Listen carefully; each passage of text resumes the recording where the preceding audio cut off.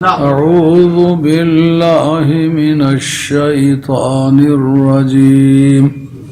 بسم الله الرحمن الرحيم. الذين آمنوا واتبعتهم ذريتهم ألحقنا بهم ذريتهم وما ألتناهم من عملهم من شيء. صدق الله مولانا العظيم. الصلاة والسلام عليك يا سيدي يا رسول الله وعلى آلك وأصحابك يا حبيب الله. محترم حاضرین، گزشتہ چند جمعوں سے ان ٹی وی والے دوستوں کے تقاضے کی وجہ سے ائمہ آل بیت کا ذکر ہمیں کرنا پڑا ہے. ویسے بھی ان کا ذکر کرنا بہت بڑی عظمت کی بات ہے، اور آپ جانتے ہیں میں اولیاء اللہ آل بیت رسول صلی اللہ علیہ وسلم اور علماء ربانی کا ذکر کرنے میں خوشی محسوس کرتا ہوں کہ تنزل الرحمت عند ذکر الصالحین، اللہ کے نیک لوگوں کے ذکر کے وقت اللہ تعالیٰ کی رحمتوں کا نزول ہوتا ہے. صحابہ کرام کا ذکر بہت اچھائی اور پیار سے کرنے کا مزاج ہے، کیونکہ یہ سرکار کی سنگت کے لوگ ہیں. ان کا ذکر کرنے سے اللہ تعالیٰ کی رحمتوں کا نزول ہوتا ہے. اور جو ائمہ آل بیت ہیں وہ سرکار کی اولاد ہیں. فطرت کا ایک اصول ہے، آپ سے اگر میں پوچھوں کہ آپ کے دوست زیادہ آپ کو اچھے لگتے ہیں یا آپ کی اولاد آپ کو اچھی لگتی ہے، ممکن آپ جذباتی ہو کر یہ کہہ دیں یہ دوست مجھے اچھے لگتے ہیں، لیکن دوست اور بیٹے کے درمیان لڑائی ہو جائے تو آپ یقیناً بیٹے کا ساتھ دیں گے، جس کا مقصد یہ ہے کہ یہ بات فطری طور پر فیصلہ شدہ بات ہے کہ اولاد اچھی لگنے والی شے ہے. دوست کے مقابلے میں اولاد زیادہ اچھی لگتی ہے. اور بہقی کے اندر، دارمی کے اندر، کنز العمال کے اندر، اعلیٰ حضرت فاضل بریلوی کے فتاوی شریف کے اندر یہ حدیث موجود ہے، اول من اشفلہ من امتی یوم القیامت آل بیتی. قیامت کے میدان میں اپنی امت میں سب سے پہلے جس کی شفاعت کروں گا وہ میری آل بیت ہے. ثم الاقرب من القریش فالاقرب، پھر قریشیوں میں جو میرے قریبی رشتہ دار ہیں پھر ان کی شفاعت کروں گا. پھر اس کے بعد سرکار کا فرمان ہے ثم المہاجرین، پھر مہاجرین کی شفاعت کروں گا. اس کے بعد ثم الانصار، پھر جو انصار ہیں جب ہم لٹ پٹ کے اپنے گھر سے غریب الوطن ہو کر کے مدینہ طیبہ میں داخل ہوئے تو یہاں کے لوگوں نے ہمارا بڑا اعزاز کیا، اپنے مکان بانٹ کے دیے. جس کی 2 بیویاں تھیں، ایک بیوی کو طلاق دے کے اس نے ہمارے صحابہ جو بے خانمہ برباد ہو کے آئے تھے ان کے حوالے کی. اپنی جائیدادوں میں رسیاں ڈال کے نصف تقسیم کر کے اس کو دیں جس کو بھائی اس کا بنا دیا گیا. تو سرکار کی اس تقسیم کو انہوں نے ایک ازلی تقسیم سمجھا، جس طرح کہ ایک باپ کے گھر پیدا ہونے کی وجہ سے 2 بھائی برابر کے حصہ دار ہوتے ہیں. سرکار نے جس کو جس کا بھائی بنا دیا اس نے اپنی آزاد مرضی سے اپنی کل جائیداد کا نصف اس صحابی کو دے دیا جس کو سرکار نے اس کا بھائی بنایا تھا. پھر ان کی میں شفاعت کروں گا. پھر اس کے بعد ثم من آمن واتبعنی من آل الیمن، پھر یمنیوں میں سے جس شخص نے میرے اوپر دولت ایمان پائی ہے اور میری پیروی کی ہے، مجھ پر ایمان لایا اور میری پیروی کی، پھر ان کی شفاعت کروں گا. ومن اشفلہ اولا افضل، فرمایا وہ افضل ہوگا جس کی ترتیب وار شفاعت پہلے نمبر آ جائے گا. جس کا نمبر پہلے بنتا ہے شفاعت میں، درجے اور فضیلت میں بھی اسی کا نمبر بنتا ہے. یہ اعلیٰ حضرت کے فتاوی کے اندر بھی یہ حدیث موجود ہے، اور تقریباً 16 سے زیادہ جو حدیث کی مشہور کتابیں ہیں ان میں سے میں نے اس کے نشانات بھی لگائے ہیں تاکہ یہ فیصلہ ہو سکے کہ اہل سنت والجماعت کی جو حدیث کی کتابیں ہیں ان کے اندر اس کا کہاں تک ذکر ہے۔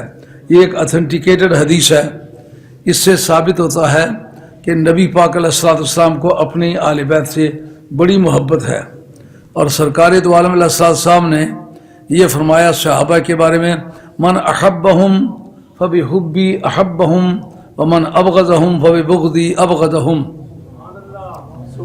جس نے میرے صحابہ سے پیار کیا اس نے اس وجہ سے پیار کیا کہ اسے مجھ سے پیار ہے، میرے پیار کی وجہ سے اس نے میرے صحابہ سے پیار کیا، اور جس نے اس سے بغض رکھا اس کو اصل میں میرے ساتھ بغض ہے، اس لیے میرے صحابہ کو اس نے برا سمجھا۔ صحابہ کو بری نگاہوں سے دیکھنا، برا سمجھنا، صحابی بحیثیت صحابی کے، من زار النبی صلی اللہ علیہ وسلم فی حیات ہی مع الایمان و مات علیہ، جس آدمی نے زندگی میں ایمان کے ساتھ سرکار کی زیارت کی اور اسی ایمان پر اس نے موت قبول کی، اسی ایمان پر ثابت قدم رہا اور مر گیا، وہ صحابی ہے۔ سرکار دو عالم علیہ السلام فرماتے ہیں ان سے محبت کرو میری محبت کی وجہ سے، اگر تمہیں مجھ سے محبت ہے میرے صحابہ سے محبت کرو۔ آل بیت کے متعلق فرمایا احب اللہ لانہ یغزوکم، خدا سے پیار کرو کیونکہ وہ تمہیں غذا دیتا ہے، رزق عطا فرماتا ہے۔ وَأَحِبُّونِي لِحُبِّ اللَّهِ، مجھ سے پیار کرو کہ میں اللہ کا محبوب ہوں۔ وَأَحِبُّوا آلَ بَيْتِي لِحُبِّي، اور میری آل بیت سے میری محبت کی وجہ سے پیار کرو۔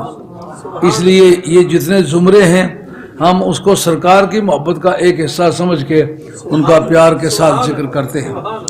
اور قرآن مجید میں یہ آیت سورہ طور کی آیت نمبر 21 ہے، جس میں اللہ نے فرمایا الذین آمنوا، وہ لوگ جو ایمان لائے، واتبعتہم ذریتہم بایمان، اور ان کی اولادوں نے ایمان میں ان کی پیروی کی، یعنی جو عقیدہ ان کے باپ دادے کا تھا ایمان والوں کا، اس نے بھی وہی عقیدہ رکھا۔ الحقنا بہم ذریتہم، ان کی اولادوں کو ان باپ داداؤں کے ساتھ رکھیں گے جن کا سا عقیدہ انہوں نے رکھا ہے۔ مثلا خواجہ غریب نواز سلطان ہند سرکار اللہ کے ایک مقبول ولی ہیں، ان کی اولاد پاک میں سے جس آدمی نے خواجہ غریب نواز کا سا عقیدہ رکھا، اس کے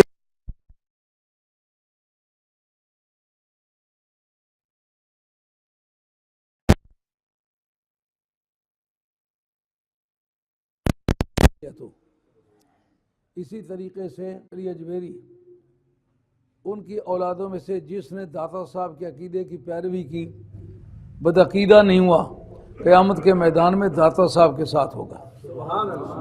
سید بہاؤالدین نقشبند شہنشاہ بخارا، وہ اللہ تعالیٰ کے پیارے لوگوں میں سے سید ہیں، آل رسول ہیں، تقوی طہارت میں کمال درجے پر فائز ہیں۔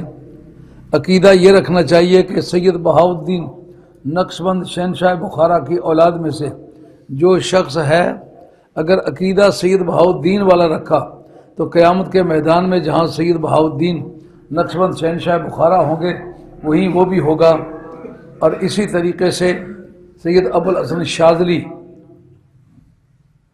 یہ سلسلہ شاذلیہ جو ہے عرب میں اور عام طور پر افریقہ میں پایا جاتا ہے، خود وہ افریقن تھے، مصر میں ان کا قیام تھا، کمال درجے کے اولیاء اللہ میں سے گزرے ہیں، پیدائشی طور پر نابینا تھے اور کمال درجے کے عالم تھے، حافظہ اس بلا کا تھا جیسا سمندر کی موج ہوتی ہے۔ آپ مناظر اس کمال درجے کے تھے کہ پورے حجاز میں، پورے مسلم دنیا میں ان کے برابر کا اس وقت کا کوئی دوسرا مناظر نہیں تھا۔ مناظرے کا وقت آ جائے تو ابوالحسن شاذلی کا نام بولتا ہے۔ عقیدہ کیا رکھنا چاہیے کہ وہ اللہ تعالیٰ کے پیارے بندے تھے، جو آدمی ان کی اولاد میں سے عقیدہ وہی رکھا تو سرکار ان کے ساتھ ہوگا۔ اسی طریقے سے حسن اور حسین کی اولاد، غوث پاک کی اولاد، حضرت فاطمہ الزہرا کی اولاد، نبی کریم علیہ السلام کی اولاد، اگر عقیدہ وہی رکھا جو حضور کا عقیدہ تھا، حسن و حسین کا عقیدہ تھا، غوث پاک کا عقیدہ تھا، تو جہاں یہ لوگ ہوں گے وہیں ان کی اولاد بھی ہوگی۔ اس وقت تک ہم یہ بات کہتے چلے آئے کہ ان سے نہ چھیڑو، یہ بزرگوں کی اولاد ہے، اس عقیدے کی ایک شرعی حیثیت ہے۔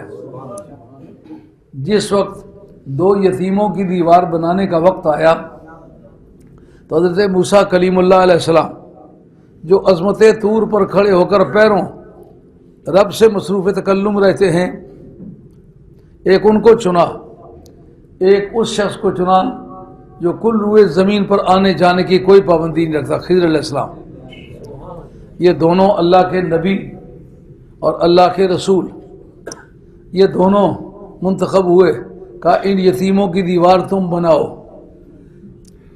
تو موسیٰ علیہ السلام حضور کے بعد تیسرے درجے پر کل روئے زمین میں سب نبیوں سب رسولوں سے افضل ہے۔ خضر علیہ السلام کچھ بھی ہیں مگر علماء ربانی کے نزدیک وہ نبی یا رسول ہیں، تو نبی یا رسول کسی بھی درجے کا ہو اولیاء اللہ سے افضل ہوتا ہے۔ یہ معتزلہ کا عقیدہ ہے کہ کوئی ولی جو ہے وہ نبی سے افضل ہو سکتا ہے، حالانکہ معتزلے تو ولیوں کے قائل ہی نہیں۔ پھر یہ شوق پتہ نہیں کس طرح جاگا ان کا، کہتے ہیں فرشتہ افضل ہو سکتا ہے نبی سے، مگر اہل سنت والجماعت کا متفقہ عقیدہ ہے کہ کوئی فرشتہ، کوئی جن، کوئی ولی کسی بھی نبی کے برابر بھی نہیں ہو سکتا، افضل ہونے کی تو ویسی کیا ہے۔ اور ان کی ڈیوٹی لگی کہ جا کر ان دو یتیموں کی دیوار بناؤ۔ پہلے موسیٰ علیہ السلام کی ذات بابرکات نے ان سے کہا کہ یار ہم تمہارے مہمان ہیں، ہمیں کھانا کھلاؤ۔ کسی نے کھانا نہ دیا۔ موسیٰ علیہ السلام کی طبیعت جلالی تھی، وہ جوش میں آئے، ان کا جلدی چلے جانا چاہیے یہاں سے۔ جناب خضر علیہ السلام نے کہا کہ مہربانی کرو، ہمیں یہاں کام کرنا ہے، رب نے ہماری ڈیوٹی لگائی ہے۔ تماشا دیکھیں کہ کس یتیم کی دیوار بنانے کی ڈیوٹی لگی ہے۔ کہا ان کا باپ ولی تھا، کانا ابوہما صالحا، اے ہم نشیں وہ کوچہ عشق حجاز ہے، محمود جس گلی میں غلام ایاز ہے۔ سمجھنے والی بات ہے کہ نہیں؟ نبیوں میں تیسرے درجے پر جو سب سے افضل ہے وہ بھی دیوار بنانے میں شامل ہے، جو کل روئے زمین پر جانے آنے کی مکمل آزادی رکھتا ہے وہ بھی اس میں شامل ہے۔ وجہ کیا ہے کہ ایک ولی کی اولاد ہے۔ اس کا مقصد یہ ہے اور یہ اللہ بھی رب کی بارگاہ میں کوئی ایسی لاڈلی قوم ہے کہ ان کا بھی اللہ کو بڑا احترام ہے۔ ایک معصوم بچہ جو باپ سے تقاضا کرتا ہے مجھے جوتے پہناؤ، درجہ باپ ہی کا زیادہ ہے، مگر محبت کی دنیا میں وہ معصوم بچے کا یہ ڈیمانڈ جو ہے لیجیٹیمیٹ ڈیمانڈ ہے، جائز ڈیمانڈ ہے، شفیق باپ اس کو ضرور جوتا پہنائے گا۔ تو اس سے یہ لازم نہیں آتا کہ وہ باپ سے افضل ہے، وہ بچہ ہے، باپ ہی افضل ہے، لیکن کوئی محبت کے دستور ایسے ہیں، اس کے کوئی جوڑ توڑ ایسے ہیں جہاں بڑی شان والے کو چھوٹی شان والے کے سامنے جھکنا پڑ جاتا ہے۔ تو اس طرح ایک ولی اللہ کے اولاد کے دیوار انہیں بنانا پڑی۔ تو یہ بھی ایک ذریعہ ہے کہ اولاد ہو اور بدعقیدہ نہ ہو تو جن ولیوں کی اولاد میں سے ہے ان کے زمرے میں اس کو شمار کیا جائے گا، اور قیامت میں جب کلاسیفیکیشن ہوگی تو چند اس کی صورتیں ہیں۔ ایک صورت یہ ہے جو میں نے آپ کے سامنے آیت پڑھی ہے، سورہ طور کی آیت ہے، الذین آمنوا اتبعتہم ذریتہم، الذین آمنوا واتبعتہم ذریتہم بایمان، وہ لوگ جو ایمان لائے، یعنی آل اللہ یہاں ایمان لانے والوں سے مراد اولیاء اللہ ہیں، وہ اولیاء اللہ جن کی اولادوں نے ایمان میں ان کی پیروی کی، ہم کیا کریں گے؟ الحقنا بہم ذریتہم، الحق یلحق کو الحاقن ملا دیں گے، ان کی اولادوں کو ان کے ساتھ ملا دیں گے، یعنی جس کلاس میں وہ ہوں گے باپ دادے اسی کلاس میں ان کی اولادوں کو لے جائیں گے۔ لیکن یہ سوال پیدا ہوتا ہے کہ کیا ان کے باپ دادے کے اعمال میں ان کے اجر میں کوئی کٹوتی ہوگی؟ قرآن کہتا ہے ما التناہم من عملہم من شے، ان کے اعمال میں سے ہم کچھ بھی کمی نہیں کریں گے۔ اتنی بات سمجھ میں آ گئی ہے؟ یعنی اگر حضرت ابوبکر صدیق رضی اللہ عنہ کی اولاد کو ان کے ساتھ ملایا گیا تو حضرت ابوبکر صدیق رضی اللہ عنہ کے اعمال میں سے کوئی کٹوتی نہیں ہوگی۔ جناب عمر فاروق رضی اللہ عنہ کے اولاد میں سے اگر کسی کو ان کے ساتھ ملایا گیا تو جناب عمر رضی اللہ عنہ کے اعمال میں کوئی کٹوتی نہیں ہوگی۔ خاتون جنت یا مولا مرضی کی اولاد کو ایمان کی شرط اور صحت عقیدہ کی شرط کے ساتھ ان کے ساتھ ملایا گیا تو ان کے اعمال میں کٹوتی کوئی نہیں ہوگی۔ مطلب سنگت کو قائم رکھیں گے۔ یہ سورہ طور پہلے آئی ہوئی ہے، سورہ والنجم بعد میں آئی ہوئی ہے۔ سورہ والنجم کی آخری آیتوں میں سے ہے لیس للانسان الا ما سعی، آدمی کے لیے وہی کچھ ہے جو اس نے خود کیا ہے۔ تو دور حاضر کا جو پڑھا لکھا طبقہ ہے وہ اس آیت کو زیر بحث لا کے کہتے ہیں کسی دوسرے کے اعمال کا کسی دوسرے کو فائدہ نہیں پہنچے گا، یعنی باپ دادے کے اعمال کا ان کی اولادوں کو کوئی فائدہ نہیں پہنچے گا۔ اس آیت کو وہ ذکر کرتے ہیں لیسا للانسان، انسان کے لیے صرف وہی کچھ ہے جو اسے خود کیا۔ ایک مرتبہ کی بات، آج سے چند برس پہلے میانہ تھوپ کی جو سجادہ نشین یا ہمارے مرید ہیں، ان کے یہاں کوئی میت ہو گئی، میں جنازے کے لیے گیا۔ سعودی عربیہ سے ایک تازہ بندے پڑھ کے آئے تھے۔ جب دعا مانگنے لگے تو کہنے لگے دعا نہ مانگیں۔ میں نے کہا کیوں نہ مانگیں؟ یہ سارا عالم اسلام نماز جنازہ کے بعد دعا مانگتا چلا آیا ہے۔ ان کا رسم و رواج کو شرعی دلیل نہیں بنایا جا سکتا۔ کہا عام رسم و رواج جو دنیاوی ہے اس میں تو نہیں دلیل بنایا جا سکتا، جو اسلام میں جو لگاتار چلا آ رہا ہے اس کو دلیل بنایا جائے گا۔ اس کا نام ہے تواتر۔ تواتر شرع میں دلیل ہے۔ کہتے کوئی شرعی ثبوت پیش کرو۔ میں نے کہا تم شرعی منع کرنے کا ثبوت پیش کرو۔ کرنے کے لیے تو اسلام کا خاموش ہونا کافی ہے۔ مثال کے طور پر آپ اس وقت سبوں میں بیٹھے ہوئے ہیں، میں آپ سے کہوں حدیث نکالو کہ جس جگہ آپ بیٹھے ہوئے ہیں آپ کے پاس یہاں بیٹھنے کا کیا ثبوت ہے؟ آپ کے لیے حدیث کہاں ملے گی؟ تو مسلمان اس طرح بیٹھتے چلے آئے ہیں، اس لیے میں بیٹھا ہوا ہوں۔ سبحان اللہ، سبحان اللہ، سبحان اللہ۔ کام کرنے کے لیے تو اسلام کی خاموشی کافی ہے، لیکن منع کرنے کے لیے دلیل چاہیے۔ تم منع کر رہے ہو، بتاؤ دلیل کیا ہے؟ یہ آیت پڑھی۔ میں نے کہا یہ جو آیت تم نے پڑھی ہے اس کی روح سے تو میں تم سے پوچھوں گا یہ جنازہ جو تم نے پڑھا ہے یہ تم نے پڑھا یا میت نے پڑھا ہے؟ انہوں نے کہا ہم نے پڑھا ہے۔ میں نے کہا یہ میت کے اعمال میں سے ہے تمہارے اعمال میں سے ہے؟ کہا ہمارے اعمال میں سے ہے۔ میں نے کہا بتاؤ یہ میت کے لیے فائدہ مند سمجھ کے پڑھا یا نقصان دہ سمجھ کے پڑھا ہے؟ انہوں نے کہا فائدہ مند سمجھ کے پڑھا ہے۔ میں نے کہا منہ سے کیا کہتے ہو، عمل سے کیا کرتے ہو؟ میں نے کہا یہ آیت منسوخ ہے، یہ ٹرمینیٹڈ لا ہے۔ یہ کسی بھی ٹرمینیٹڈ لا پر عمل کرنا یہ ملک سے اور قوم سے بغاوت ہے۔ العمل بالمنسوخ حرام، جو آیت یا حدیث منسوخ ہے اس پر عمل کرنا حرام ہے۔ یہ آیت منسوخ ہے۔ پوچھ کہ میں نے تو اتنا پڑھا ہے، 8-10 سال وہاں گزار کے آیا ہوں، یہاں سے بھی پڑھ کے گیا تھا، میں نے تو کہیں کوئی آیت ایسی نہیں پڑھی جو اس کو منسوخ کرے۔ میں نے کہا یہ جو ہے الذین آمنوا واتبعتہم ذریتہم الحقنا بہم ذریتہم وما التناہم من عملہم من شیء، وہ لوگ جو ایمان لائے اور ان کی اولادوں نے ایمان میں ان کی پیروی کی، ہم قیامت کے میدان میں ان اولادوں کو ان باپ داداؤں کے ساتھ ملائیں گے، لیکن ان کے اعمال میں سے کٹوتی کچھ نہیں کریں گے۔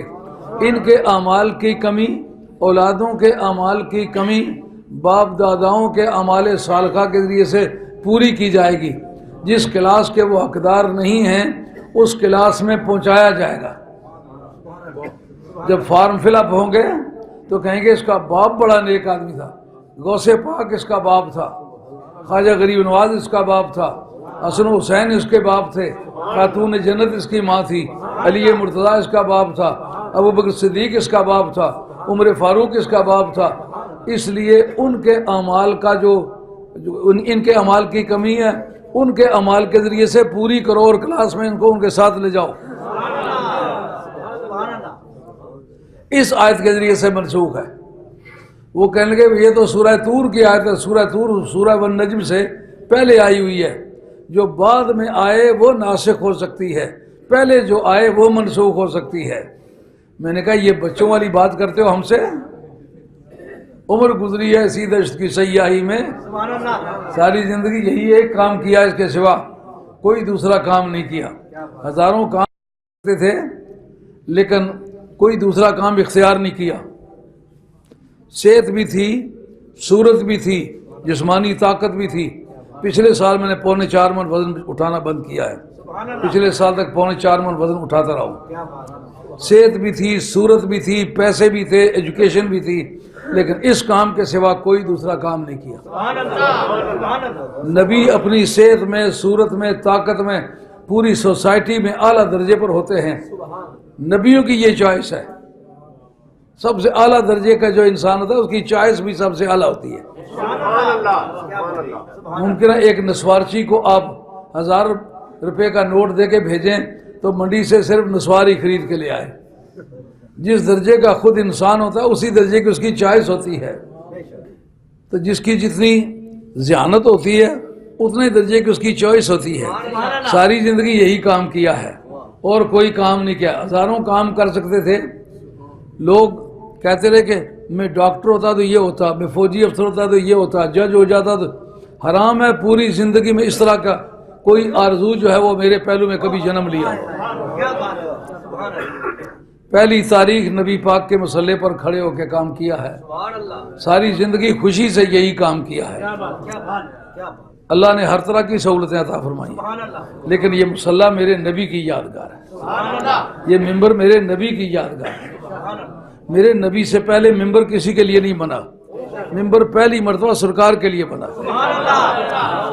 یہ کسی دوسرے وقت میں اس کی شاہ جلا، شہزادہ شاہ جلا، فیضان حضور مفکر اسلام۔ یہ سوال اٹھ سکتا ہے کہ سورہ طور قرآن میں پہلے آئی ہوئی ہے، سورہ والنجم بعد آئی ہوئی ہے، جو پہلے آئی ہوئی ہو وہ منسوخ ہو سکتی ہے، جو پیچھے آئی ہوئی ہو وہ منسوخ نہیں ہو سکتی۔ لیکن کرونالوجی جو ہے نا قرآن مجید کی ہسٹری، اس کی ترتیب تاریخی ترتیب جو ہے یہ بھی جاننا پڑتی ہے۔ ترجمہ لے کر کے شروع کر دیتے ہیں تقریریں، آدمی کو یہ پتہ ہونا چاہیے کہ ترتیب کے اعتبار سے قرآن مجید کی ترتیب کیا ہے، تاریخی طور پر کون سی صورت پہلے نازل ہے، کون سی پیچھے نہ۔ ببانگ دہل کہتا ہوں، سورہ والطور ترتیب میں، نزول کی ترتیب میں بعد میں ہے، سورہ والنجم پہلے ہے، تو وہ پہلے اور پیچھے والے قاعدے کے مطابق سورہ والنجم منسوخ ہو سکتی ہے، سورہ طور منسوخ نہیں ہو سکتی۔ سمجھو جہاں سے دھوکہ دیتے، بالکل لکھی پڑی ہوئی بات ہے کہ سورہ والطور جو ہے یہ ترتیب تاریخی میں بعد میں نازل ہوئی ہے، سورہ والنجم پہلے نازل ہوئی۔ یہ بات کس نے لکھی ہے؟ ملا نور الدین دمشقی نے رسالہ ناسخ و منسوخ کے اندر لکھا ہے، نامی کتاب ہے رسالہ ناسخ و منسوخ، نور الدین دمشقی کا معتبر ترین کتاب ہے۔ ہبت اللہ بن سلامہ مشہور ترین کتاب ہے فن تفسیر کی، اس نے لکھا ہے۔ قاضی حسن اللہ صاحب پانی پتی رحمۃ اللہ علیہ جن کا سن وفات 1225 ہے، انہوں نے اپنی کتاب تفسیر مزری کے اندر لکھا اسی مقام پر، لیس للانسان الا ما سعی۔ انہوں نے کہا یہ بات برملا طور پر کہتا ہوں کہ یہ آیت جو ہے یہ منسوخ ہے۔ کیوں؟ ہزارہ احادیث اس پر موجود ہیں کہ ایک کے اعمال سے دوسرے کو فائدہ پہنچتا ہے۔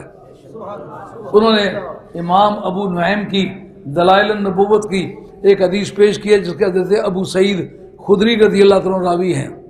وہ کہتے ہیں کہ جس وقت بندہ مر جاتا ہے کرامن کاتبین حضور کردگار حاضر ہوتے ہیں، کہتے ہیں مولا کریم تیری بارگاہ میں عرض ہے، اب ہمیں اجازت دے دے ہم زمین میں اللہ اللہ کریں۔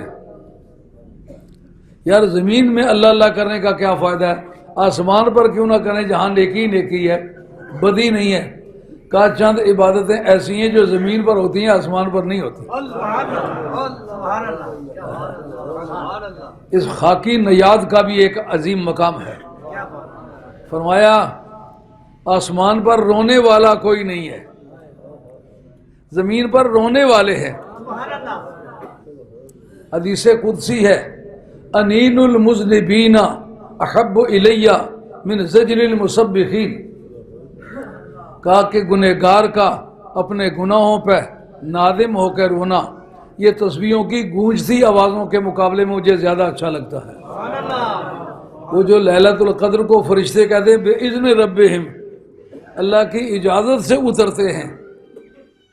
اجازت اس کو کہتے ہیں کہ اجازت مانگنے والا اجازت مانگے کو اپنے نفع کی بات کہے تو جو مالک ہے اس کو اجازت دے دے۔ یہ نہیں کہا بحکم ربہم۔ اگر کوئی ایسا پرپز ہوتا جو دین کے لیے استعمال ہوتا اور اس کا فائدہ دین کو پہنچتا اور پروردگار کے نظام میں اس کی کوئی بہتری ہوتی، پھر رب حکم دیتا۔ رب کے حکم سے نازل نہیں ہوتے، رب کی اجازت سے نازل ہوتے ہیں۔ اس کا مطلب یہ ہے کہ فرشتوں کا کوئی پرپز سرو ہوتا ہے، فرشتوں کا کوئی مقصد پورا ہوتا ہے، جس مقصد کے پورا کرنے کے لیے رب سے اجازت مانگتے ہیں۔ کہا وہ کیا ہے؟ کہ چند عبادتیں ایسی ہیں جو زمین پر ہوتی ہیں، آسمان پر نہیں ہوتی۔ بسم اللہ۔ زمین پر ہوتی ہیں، آسمان پر نہیں ہوتی۔ ان میں سے ایک عبادت یہ ہے کہ زمین پر گناہوں سے شرمندہ ہو کر رونے والے لوگوں کی تعداد ہے، بڑی چیز ہے۔ آہوں نے میری عرش کا پایا ہلا دیا، درد مداں دیاں آہیں سن کے، میاں صاحب آپ پہ کھڑی فرماتے ہیں، درد مداں دیاں آہیں سن کے کمبدہ عرش الہی، روتے ہیں، عرش الہی میں تزلزل آ جاتا ہے۔ دوسری عبادت کون سی ہے جو زمین پر ہے آسمان پر نہیں ہے؟ کہا وہ یہ ہے کہ حکم ہے فطرانہ لے کے، زکوٰۃ لے کے غریبوں کے دروازے تک جاؤ۔ اگر قیامت کے میدان میں یہ سوال اٹھ جائے کہ ایک بندہ کہے یا اللہ میں اس لیے فطرانہ نہیں دے سکا کہ فطرانہ لینے کے لیے کوئی نہیں آیا، میں اس لیے زکوٰۃ نہیں دے سکا کہ زکوٰۃ لینے والا کوئی نہیں آیا، ایسی حالت میں کیا اس کا عذر مقبول ہوگا؟ ہمارے فقہاء نے لکھا ہے کہ یہ عذر قابل قبول نہیں ہے۔ یہ سائل کی ڈیوٹی نہیں، حاجت مند اور مسکین اور فقیر کی ڈیوٹی نہیں کہ امیر کے دروازے پر آئے، یہ امیر کی ڈیوٹی ہے اپنا صدقہ لے کر کے فقیر کے دروازے پر جائے۔ کہ امیر فقیر کے دروازے پر کھڑا ہو، یہ زمین کی عبادت کی خصوصیت ہے، آسمان پر یہ نہیں ملتی۔ اس لیے وہ کہیں گے یہ کرام الکاتبین ہے، مولا کریم ہمیں زمین پر اللہ اللہ کرنے کی اجازت دے دو۔ رب کریم فرمایا ایسا نہیں کرتے، اس سلسلے میں ریٹائرمنٹ نہیں ہے، کوئی پینشن سسٹم بھی نہیں ہے۔ پھر کیا کرنا ہے؟ کہ جس طریقے سے تم صبح شام عدالتیں بدلتے تھے اسی طرح عدلو بدلو، لیکن کرو کیا؟ ایک اس میت کے سرانے کی طرف کھڑے ہو جاؤ، ایک پائنتی کی طرف کھڑے ہو جاؤ۔ کیا کرو؟ ایک کہو سبحان اللہ ہے، دوسرا کہو والحمدللہ ہے، تیسرا کہو لا الہ الا اللہ، اور پھر کہو اللہ اکبر۔ اس طرح سلسلہ جاری رکھو۔ کہا یہ جو پڑھیں اس کو کیا کریں؟ کہا میت کے نام اعمال میں درج کرو، قیامت کے میدان میں اس کا ثواب اس کو ملے گا۔ یہ کس منہ سے کہتے ہو کہ اس انسان کے لیے صرف وہی کچھ ہے جو اس نے خود کیا ہے، دوسرے کے کیے کا اس کو کوئی فائدہ نہیں ہے؟ سمجھو بات؟ تو اب جس وقت یہ پتہ چل گیا کہ ہر شخص کی اولاد اس کے ساتھ ہوگی تو اولاد رسول کا ذکر کرنا یہ رسول کی خوشنودی کی بات ہے۔ یہ امام حسن کے وفات کے ایام ہیں۔ حضرت امام حسن رضی اللہ تعالیٰ کی ولادت ہوئی، جناب نبی کریم علیہ الصلوۃ والسلام نے ان کو گھٹی ڈالی اور آپ نے ان کی حجامت کا حکم دیا۔ جو بال اترے ان کے ساتھ چاندی تول کے سرکار نے صدقہ کرنے کا حکم دیا۔ آپ لوگ بھی اپنے بچوں کے پیدائشی بال اتار کے اگر اس کے ساتھ بالوں کے ساتھ تول کے چاندی یا اس کو ویلیو ایڈ کر کے چاندی کے پیسے صدقہ کر دیں، یہ بچوں کے لیے باعث برکت ہوگا۔ نبی کریم علیہ الصلوۃ والسلام ان سے اتنا پیار فرماتے کہ کبھی کبھی امام حسن آپ کی داڑھی کو اس طرح پکڑ کے کھینچنے لگتے۔ ایک مرتبہ جناب سیدہ کھانا پکا رہی تھی، دیکھا کہ حضرت امام حسن نے حضور کی ریش مبارک میں ہاتھ ڈال لیے ہیں اور کھینچ رہے ہیں۔ جناب سیدہ دوڑی دوڑی آئیں اور انہوں نے آپ کے ہاتھ ڈھیلے کرنے کی کوشش کی۔ حضور نے فرمایا فاطمہ تیرا کیا مطلب ہے، ہم دونوں آپس میں کھیل رہے ہیں، تو کیوں مداخلت کرتی ہے؟ مزہ آیا کہ نہ آیا؟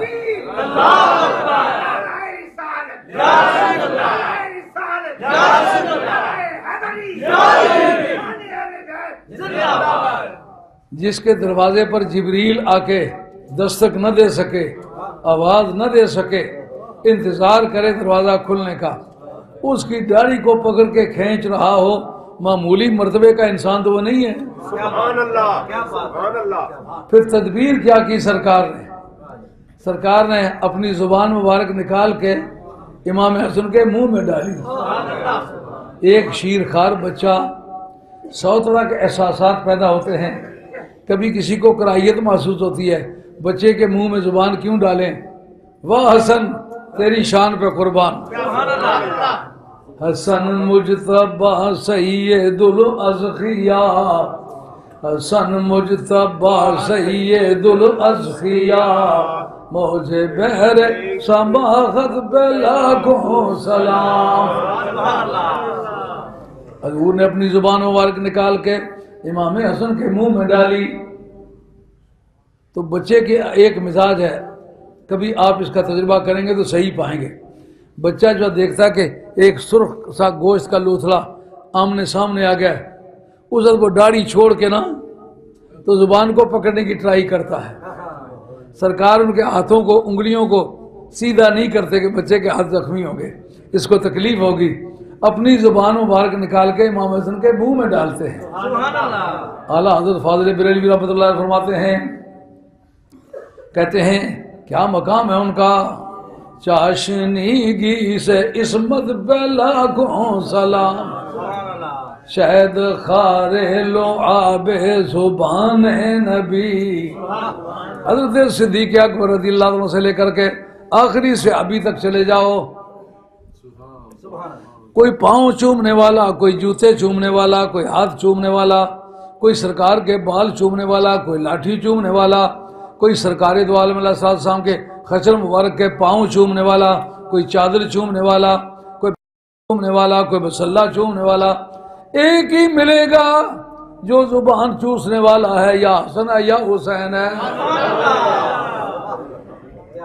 شہد خارے لو آب زبان نبی، چاشنی گیر عصمت پہ لاکھوں سلام، چاشنی گیر عصمت پہ لاکھوں سلام۔ کیا شان ہے۔ اور جس وقت آپ اس قابل ہوئے کہ ان کی عمر اس حد تک پہنچی کہ سرکار ان کو اٹھا کے باہر لے جاتے ہیں، سرکار نے امام حسن رضی اللہ عنہ کو اپنے کاندھے پر بٹھایا ہوا ہے، راستے میں ایک صحابی ملتے ہیں، کہتے ہیں اے صاحبزادے نعم المرکب رکبتا، کیا خوبصورت سواری ہے کہ جس پر تو سوار ہے، سواری کتنی شاندار ہے۔ آپ فرماتے ہیں یہ کہتے ہو کہ سواری بڑی شاندار ہے، سوار کا نام کیوں نہیں لیا، نعم الراکب کیوں نہیں کہا؟ واہ محبوب کبریا تیری محبت کی نزاکت پہ قربان، یہ بات گراں گزری، اکھی ڈٹھیوں جری نہ جاندی بے ادبی لیلا دی۔ محبت کا مزاج ہے، جس سے پیار ہو اس کو ذرا کسر لگے تو آدمی اس میں تکلیف محسوس کرتا ہے۔ ہاں کتنی شان ہے، اس میں کیا حرج ہے کہ کہے سواری کتنی شاندار ہے، کہا سواری بھی شاندار ہے، لیکن یہ کیوں نہیں کہتے ہو نعم الراکب، سوار بھی ایسا کبھی تم نے نہیں دیکھا۔ بہر آن شہزادہ خیر الملل، بہر آن شہزادہ خیر الملل دوش ختم المرسلی نعم الجمل. کہتے ایسا کوئی سوار بتاؤ جو رسول کے کاندھے پر بیٹھے تو رسول کاندھے کا ذکر نہ کریں، سوار کا ذکر کریں. ایسی سواری کائنات میں کسی کو ملی ہے؟ بہر آن شہزادہ خیر الملل، ساری امتوں میں جو اعلیٰ امت ہے اس کا شہزادہ ہے. کبھی ذوالقرنین کو تخت ملا ہوگا لیکن کیا وہ دوش رسول سے قریب پڑتا ہے؟ حضرت یوسف علیہ السلام کو مصر کا تخت ملا ہوگا مگر کیا تخت مصر کو ہوا بھی لگی ہے دوش مصطفیٰ کی؟ دوش مصطفیٰ پر جو بیٹھا ہے معمولی شان والا تو نہیں ہے. پیار کی دنیا کے ہجوم دیکھو. حضرت امام حسن رضی اللہ تعالیٰ عنہ جس چلنے کے قابل ہوئے، چلنے کی عمر کو پہنچے، سرکار خطبہ دے رہے ہیں جمعے کا. جمعے کے خطبے میں ہدایت یہ ہے کہ جمعے کے 2 خطبے ہوتے ہیں، یہ 2 رکعتوں کے برابر ہے. اس میں بات چیت نہیں کرنی چاہیے اور آگے پیچھے جانا آنا بھی نہیں چاہیے. لیکن امام حسن آتے ہیں، چلتے چلتے کبھی گر جاتے ہیں، کبھی اٹھ جاتے ہیں، کبھی گر جاتے ہیں، کبھی اٹھ جاتے ہیں. سرکار نے دیکھا کہ حسن آ رہا ہے، کبھی گرتا ہے کبھی اٹھتا ہے. سرکار نے خطبے کو وہیں چھوڑ دیا. یہ سرکار کے اختیارات کی بات ہے. خطبے کو وہیں چھوڑ دیا، جا کر امام حسن کی بغلوں میں ہاتھ ڈال کے اٹھا کے ساتھ ممبر پر بٹھایا. اور اس میں اتنا ہی مزہ آ گیا کہ ایک وقت ایسا بھی آیا حضرت ابوبکر صدیق رضی اللہ تعالیٰ عنہ بیٹھے ہوئے ممبر پر. ایک مرتبہ امام حسن کی بات ہے، ایک مرتبہ امام حسین کی بات ہے. وہ آ کر کے ممبر پر چڑھ گئے اور کہا پرے ہٹو، یہ ہمارے بابا کا ممبر ہے. حضرت ابوبکر صدیق رضی اللہ عنہ نے انکار نہیں کیا کہ میں خلیفہ رسول ہوں، میں چیف آف دا اسٹیٹ ہوں، میں ساورن آف دا کنٹری ہوں، میری بڑی شان ہے. انہوں نے کہا کچھ بھی ہوں، تیرے بابے کا غلام ہوں، اور سچ کہتے ہو یہ تیرے بابے کا ممبر ہے. بلکہ جناب عمر کے دور میں تو یہ تجربہ ہوا کہ جو یہ جملہ ان سے کہا گیا تو جناب فاروق اعظم اپنی ٹوپی دستار مبارک اتار کے کہتے ہیں یہ جو میرے سر پر بال اگے ہوئے ہیں نا، یہ بھی تیرے بابے نے اگائے ہیں. عقیدہ پتہ چلا صحابی رسول کا، خلیفہ رسول کا. آج بات کرنے والا سمجھتا ہے اہل بیت اور صحابہ آپس میں دشمن تھے. اگر دشمن ہوتے تو جو آدمی اس چیئرمینی کی سیٹ پر بیٹھا ہوا ہوتا ہے، ابا بھی اس کا آئے تو وہ اپنی چیئرمینی والی سیٹ پر بیٹھتا ہے. میں نے یہ تجربہ کر کے دیکھا. چیئرمینی اپنے علاقے کی کتنی ساری بات ہے.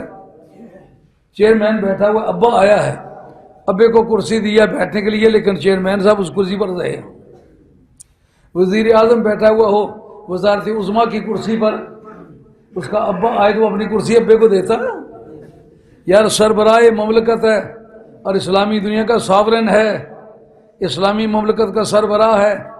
نبی پاک کے خاندان کا ایک معمولی بچہ صاحبزادہ کم عمر نابالغ وہ آ کر دعویٰ کرتا ہے یہ میرے ابے کی سیٹ ہے. آئے ہائے اس کو چھوڑنا سچے ایمان کی بات ہے کہ نہیں؟ سچی محبت کی علامت ہے کہ نہیں؟ اور جناب عمر کے عقیدے سے کیا پتہ چلا کہ انہوں نے کہا یہ میرے سر پر جو بال ہے نا یہ بھی تیرے ابے نے اگائے. عقیدہ پتہ چلا بال تو اللہ اگاتا ہے، کہا جس کی برکت سے اگئے وہ مدینے والی سرکار ہے. اس لیے میں اگر سبب کی طرف منسوب کر دوں تو بھی درست ہے، یہ تیرے ابے نے اگائے ہیں. صرف یہی نہیں صحیح، صرف تیری یہ سیٹ تیرے بابے کے نہیں ہے، میرے سر پر جو بال ہیں یہ بھی تیرے بابے کے. اور کتاب الاموال میں ابو عبیدہ نے لکھا ہے، ہمارے اسلامک سیاسیات کی کتاب ہے کتاب الاموال. کائنات میں پہلے موجد جو ہیں وہ حضرت عمر رضی اللہ عنہ. جب ایران فتح ہوا تو فتح ایران کے بعد مسلمانوں کے مالی حالات بہت خوشگوار ہو گئے، تو پھر آپ نے پسند کیا جن لوگوں نے پہلے اسلام کی خدمت کی ہے ان کی یادگاروں کو عزت کے ساتھ زندہ رکھا جائے۔ آپ نے پینشن سسٹم کیا، حسن و حسین کو بدریوں والی پینشن دی۔ حضرت عبداللہ بن عمر بدر کے میدان میں موجود تھے، لیکن سرکار نے کسی مسلط کی بنیاد پر یا عمر کی کمی کی وجہ سے ان کو بدر کی جنگ میں شریک ہونے کی اجازت نہیں دی تھی۔ جس بدریوں والی پینشن دی گئی، آپ کے صاحبزادے نے اعتراض کیا، ابا میں اگرچہ بدر میں لڑا نہیں ہوں لیکن بدر میں موجود تو تھا، یہ جن کو بدریوں والی پینشن دی ہے ان کے تو ابے کی شادی بدر والی جنگ کے بعد ہوئی ہے، ان کو بدریوں والی پینشن کیوں دی ہے؟ سمجھو اہل سنت کا عقیدہ کیا ہے۔ ادھر سنی بنے پھرتے ہو، صحابہ کی سیرت کو اپناؤ، دیکھو ان کا کیا عقیدہ تھا۔ اب وہ کہتے ہیں کہ تم ان جیسی پینشن لینا چاہتے ہو تو ایسے کرو، ان کی نانی جیسی نانی لاؤ۔ ان کی نانی خدیجہ الکبریٰ ہے جو سب سے پہلی مسلمہ ہے، اس سے پہلے اسلام کوئی نہیں لایا، سب سے پہلے جس نے دولت اسلام پائی ہے اس کا نام ہے خدیجہ الکبریٰ، اور اس کا سارا مال اسلام کے لیے خرچ ہوا ہے، پہلی بات۔ دوسرا، ان کی ماں جیسی ماں لاؤ، ان کی ماں سیدۃ النساء ہے، کائنات میں کا کوئی بھی فرد سرکار کی بارگاہ میں آیا سرکار تعظیم کے لیے نہیں اٹھے۔ حضرت ابوبکر صدیق آئے، حضور بیٹھے ہوئے، عمر فاروق آئے، سرکار بیٹھے ہوئے، جبریل آئے، سرکار بیٹھے ہوئے، میکائیل آئے، سرکار بیٹھے ہوئے، اسرائیل آئے، سرکار بیٹھے ہوئے۔ کوئی بھی نبی، ولی، غوث، کتب، کلندر کوئی سرکار کی بارگاہ میں آیا تو سرکار بیٹھے ہوئے ہیں۔ ایک خاتون جنت آئی ہیں، جتنی مرتبہ بھی دن میں آئی ہیں اتنی مرتبہ سرکار اٹھے۔ نعرہ تکبیر، نعرہ رسالت، نعرہ حیدری، شان اہل بیت۔ شاید میں اس سے آگے جاتا لیکن وقت اختتام پذیر ہو گیا، میں اجازت چاہتا ہوں۔ اللہ میرا اور آپ کا خاتمہ سچے دین پر فرمائے۔ وما علینا الا البلاغ المبین، وآخر دعوانا ان الحمد للہ رب العالمین، الصلاۃ والسلام علی رسول الکریم۔